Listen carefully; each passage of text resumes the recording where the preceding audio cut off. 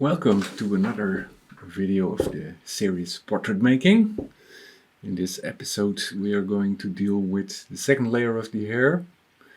So we are going to work into detail a bit more.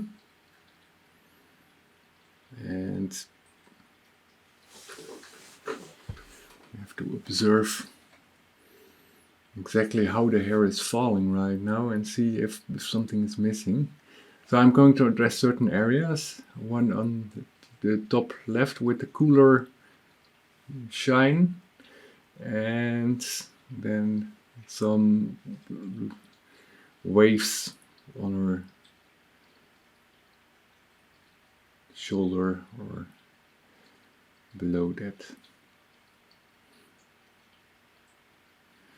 So the idea is pretty straightforward.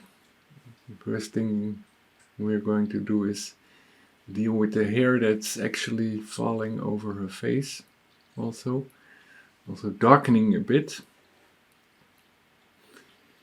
You can see, as long as it can get darker at places, because it tends to be really dark on the reference picture at some places, you can just use either the mixture or pure black to darken it.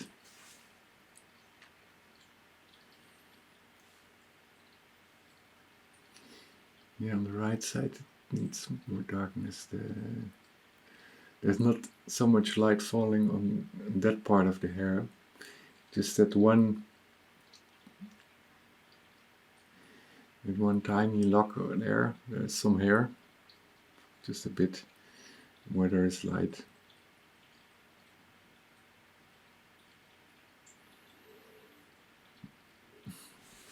Also on the outside we need to make sure that the hair looks realistic on the silhouette, because when it is too coarse then the portrait doesn't breathe enough, It's not a natural condition of her hair to have no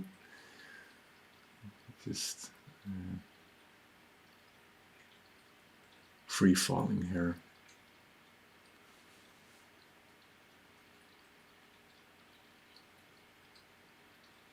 As you can see, it's pretty straightforward what I'm doing at the moment. It's just black, putting it on. Always paint in the direction that the hair falls, also that makes it much more easier to paint the structure as such.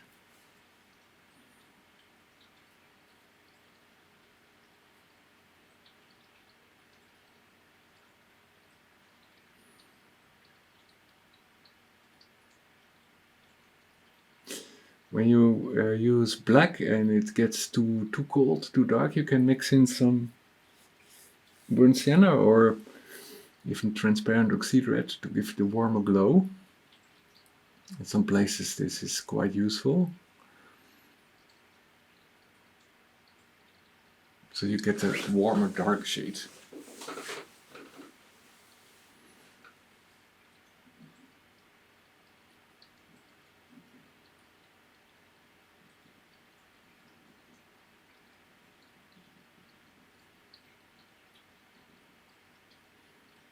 I'm using the smaller brush sizes for this work, so it's really detailed at some point. Although it looks like I'm still working, doing quite rough, but it's best to do with a smaller brush size, rounded, of course. So I'm mixing a cooler shade with blue and some white and transparent oxide red. Transparent oxide red makes the mixture a bit more towards, let's say, a yellowish brown than burnt sienna does. Burnt sienna is a bit more reddish, at least the burnt sienna I'm using. There are so many burnt siennas around Every company has its own burnt sienna color. I think from all the colors I know, burnt sienna is the most different depending on the brand you use.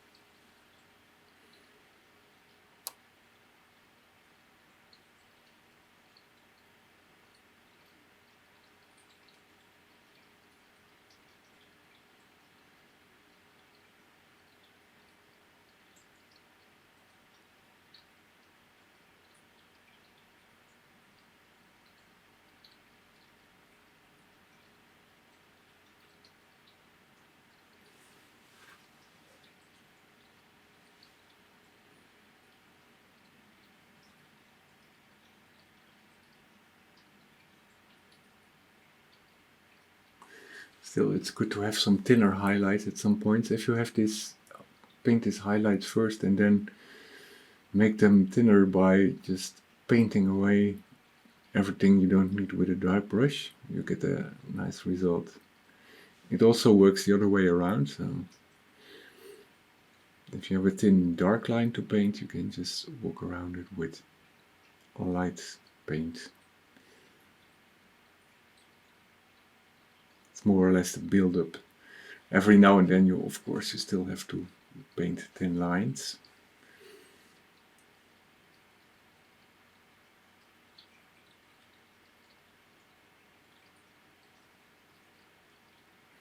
So I have this synthetic brushes with a very strong or quite strong fiber, so they don't get easy out of shape.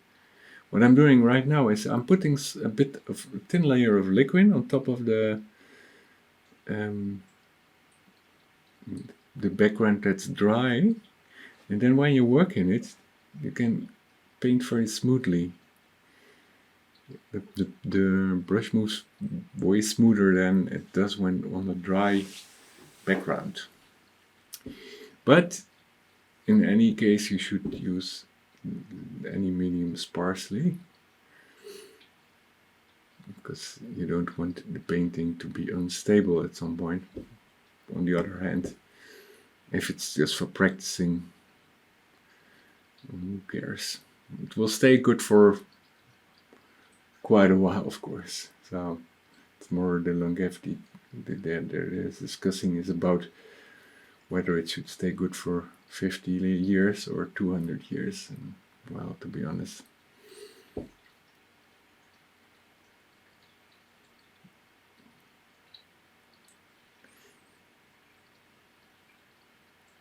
you see, you can get a nice warm color with the mixture of white and yellow ochre, transparent oxide red, and even burnt sienna. In this case, I exaggerate the highlight a bit with for the same reason I've done before, so I can overcompensate, and later when I mix it in, it will just smoothen out.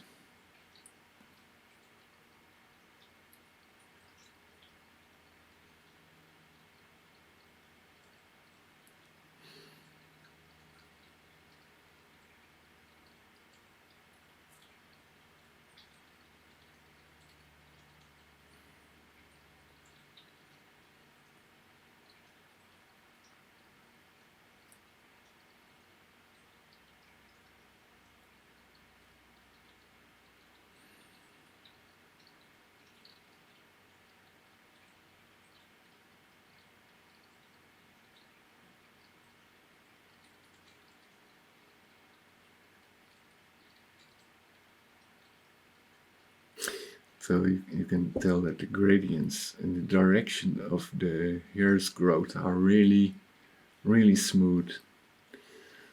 And sometimes you have this harder edges with stronger contrast, and they mostly relate to different. So here it is on top of another layer.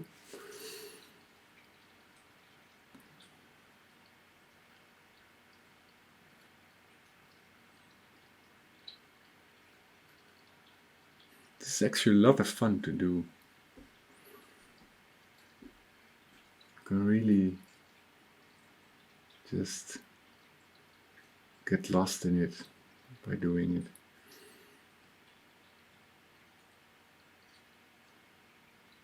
A lot of painters just only paint hair as such, or draw hair, because it's somehow so relaxing to do. I'm trying to find a structure here. As I told before, it doesn't have to be an exact copy of the original photograph, but it's very important to make sure that the overall properties of the hair are more or less the same. So don't make it extra curly or give it more shiny reflections in different colors or anything. That's not really necessary. And even could bring down the quality of your portrait at some point. Unless you really want to do something else with the portrait, of course. It's a whole different story.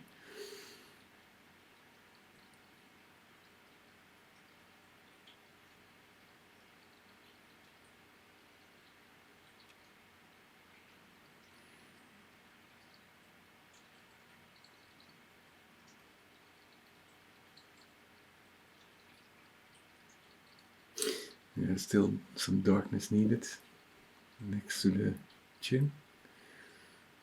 See that the highlights, when you just mix them together with the darker areas, you just have this,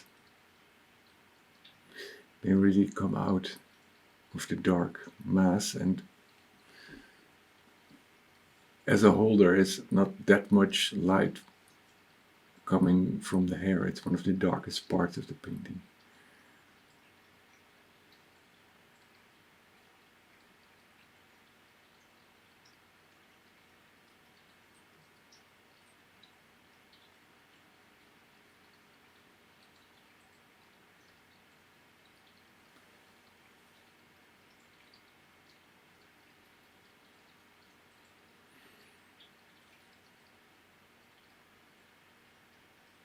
So there's some hair falling over the background. There is also the possibility to use a tiny bit of liquid to smooth the surface, but otherwise you can just try to paint very thin lines first. And if you paint too much of it, you can just paint in the background color once more to adjust the overkill.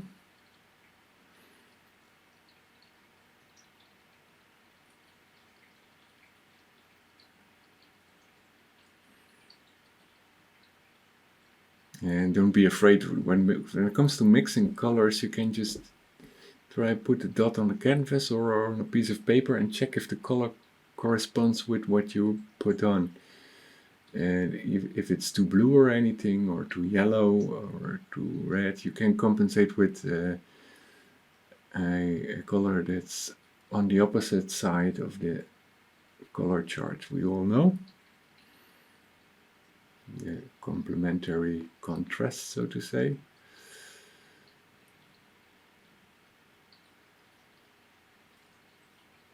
So it looks or better already when you smooth things out on the silhouette shape. So next we will be dealing with the finishing touches in the last episode already. But we'll see you there.